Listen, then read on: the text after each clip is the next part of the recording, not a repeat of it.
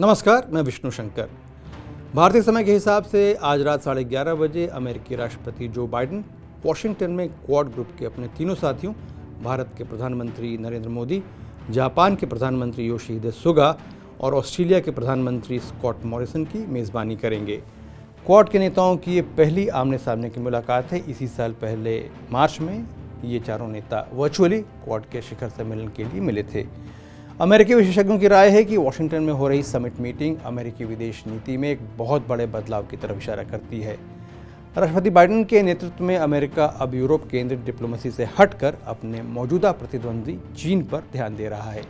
Joe Biden राष्ट्रसंघ के अपने भाषण में कह चुके हैं कि अब अमेरिका के लिए जंग हमेशा आखिरी ऑप्शन होगी, न कि पहली, और अमेरिका सभी विवादों को सुलझाने के लिए डिप्लोमेसी का ही सहारा लेगा। चीन से अमेरिका का कंपटीशन अब इंडो पैसिफिक इलाके में हो रहा है। चीन के लिए इंडो पैसिफिक इलाके पर कंट्रोल इसलिए ज़रूरी है क्योंकि उसकी तेल के साथ साथ व्यापार की अन्य चीज़ों की आवाजाही मुख्यतः इंडो पैसिफिक क्षेत्र से ही होती है। परेशानी यह है कि चीन अपने राष्ट्रीय हितों की रक्षा करने में किसी भी तरह का कंपटीशन बर्दाश्त करने के लिए तैयार नहीं है, भले ही ऐसी हरकतें अंतर्राष्ट्रीय नियमों और कायदों के खिलाफ क्यों न जाती हों। इसलिए साउथ चाइना सी में अपने पड़ोसियों से उसका व्यवहार अब इन देशों को सतर्क कर रहा है। साथ ही वहाँ समुद्र की सीमा पर उन देशों के दावों को भी चीन दरकिनार करता है। ये सभी बातें धीरे धीरे इस इलाके में तनाव बढ़ा रही हैं। चीन बरास्ता पाकिस्तान ऑक्युपाइड कश्मीर पूरे पाकिस्तान से होते हुए ग्वादार में अरब सागर और उसके बाद हिंद महासागर में अपनी एंट्री चाहता है। इससे भारत के राष्ट्रीय हित गंभीर तरीके से प्रभावित होते हैं। अमेरिका का भी खरबों का व्यापार इंडो पैसिफिक के रास्ते होता है, इसलिए उसके लिए भी इस इलाके को अपने दोस्तों के सहारे कंट्रोल करना उसकी विदेश नीति का एक अत्यंत महत्वपूर्ण लक्ष्य है। हालांकि सभी मानते हैं कि क्वाड ग्रुप का सबसे अहम गोल चीन पर अंकुश रखना है, लेकिन सिर्फ यही इन चारों सदस्य देशों का अकेला लक्ष्य नहीं है। ये चारों जनतांत्रिक देश आपसी सहयोग से और बहुत कुछ हासिल करना चाहते हैं। इनमें प्रमुख हैं गरीब मुल्कों के लिए करीब 1 अरब कोरोना वायरस वैक्सीन उपलब्ध कराना, ताकि ये इस जानलेवा बीमारी का मुकाबला कर सकें। इस काम में अमेरिका, जापान और ऑस्ट्रेलिया भारत का अहम रोल देखते हैं, क्योंकि इस वैक्सीन का अधिकतर उत्पादन भारत में ही होगा। साथ ही 5G टेक्नोलॉजी के विकास में चारों सहयोग करना चाहते हैं, ताकि प्रतिस्पर्धा में चीन से आगे रहें। दुनिया के अलग अलग कोनों में साइबर अटैक बढ़ते जा रहे हैं। इनमें से बहुतों का सोर्स चीन को पाया गया है। क्वाड देश साइबर हमलों पर भी रोक लगाना चाहते हैं, लेकिन ये एक लगातार चलती रहने वाली जिम्मेदारी है, जिसमें चारों में घनिष्ठ आपसी सहयोग ज़रूरी होगा।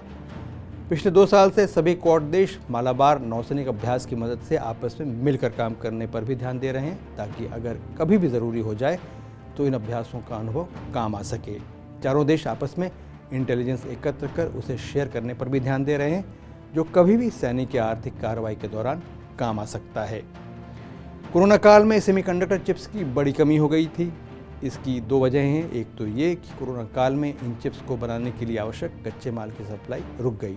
दूसरा ये कि सेमीकंडक्टर चिप्स के सबसे बड़े उत्पादक चीन ने इसे बेचने से इनकार कर दिया, जिसके चलते इसकी कीमत बेतहाशा बढ़ गई। फिर सप्लाई में रुकावट के चलते मोबाइल से लेकर मोटर कार सभी में सेमीकंडक्टर चिप्स की कमी ने इन चीज़ों के उत्पादन में कमी कर दी। क्वाड देश अब चाहते हैं कि वे आपस में सेमीकंडक्टर चिप्स के उत्पादन के लिए एक मजबूत सप्लाई चेन स्थापित करें, ताकि भविष्य में इसकी कमी न हो। इसमें भी भारत के लिए टेक्नोलॉजी सेक्टर में बड़ा सुनहरा मौका हो सकता है।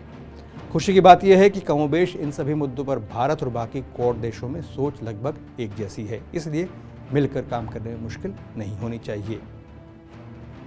इनके साथ साथ अमेरिका की लीडरशिप में क्वाड देश कार्बन एमिशन पर अंकुश लगाने और स्वच्छ एनर्जी यानी ऊर्जा के उत्पादन को भी प्रायोरिटी देंगे, ऐसी उम्मीद है। यह मुद्दा भारत के लिए परेशानी खड़ी कर सकता है, क्योंकि एक विकासशील देश जिसमें गरीबों की तादाद बहुत ज़्यादा है, वहाँ विकास के लिए ऊर्जा के सभी स्रोतों की ज़रूरत होती है। इनमें से कई स्रोत ऊर्जा उत्पादन में ग्रीन हाउस गैस भी बनाते हैं, जो पर्यावरण के लिए नुकसानदेह है। बाइडेन प्रशासन का कहना है कि वह जहां हो सकेगा चीन से सहयोग करेगा, मसलन क्लाइमेट चेंज पर। जहां ज़रूरत हो वो चीन से कम्पीट करेगा, मिसाल के तौर पर नई टेक्नोलॉजी के विकास में। और जहां ज़रूरी हो वहां अमेरिका चीन को आड़े हाथों लेगा, जैसे तब जब चीन अपने पड़ोसियों पर काबिज होने की कोशिश करे। एक छोटी सी समस्या ये है कि चीन ऐसी किसी भी ताकत से सहयोग नहीं करेगा जिसे वह अपने लिए खतरा मानता हो। क्वाड को चीन ऐसी चुनौती मानता है जो उसे अपने लक्ष्य से दूर रखने की कोशिश कर रही है। चीन का सपना दुनिया का सबसे ताकतवर देश बनना है, इसलिए चारों मित्र देशों को बहुत सोच समझकर कदम उठाने होंगे। आज यहीं तक। अगर आपको ये वीडियो अच्छा लगा हो तो इसे लाइक, शेयर और सब्सक्राइब करें और देश दुनिया की सभी खबरों और उनके सटीक विश्लेषण के लिए TV9 डिजिटल से जुड़े रहें। विष्णु शंकर को अनुमति दीजिए। नमस्कार।